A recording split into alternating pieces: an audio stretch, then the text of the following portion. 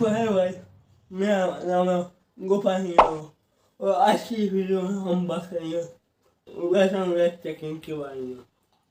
आज मैं आपको ये टेक्निक एक्सप्लेन करूँगा। जैसा कि नाम बहा वेट यानी कि गीले कर दिया, ठीक है।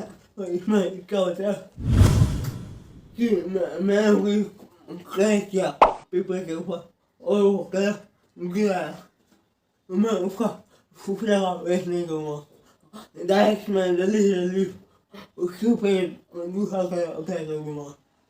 इससे क्या होगा कि कलर आपस में ही मिल जाएगा, वो अपने आप ही ब्लेंड होगा और एक बहुत ही प्यारा इफेक्ट बनेगा। तो आई होप कि आपको मैं आपको कैसे भी दिखा पाऊँ ताकि आपको और ज़्यादा क्या किया है। चलिए आप कैसे देखते हैं।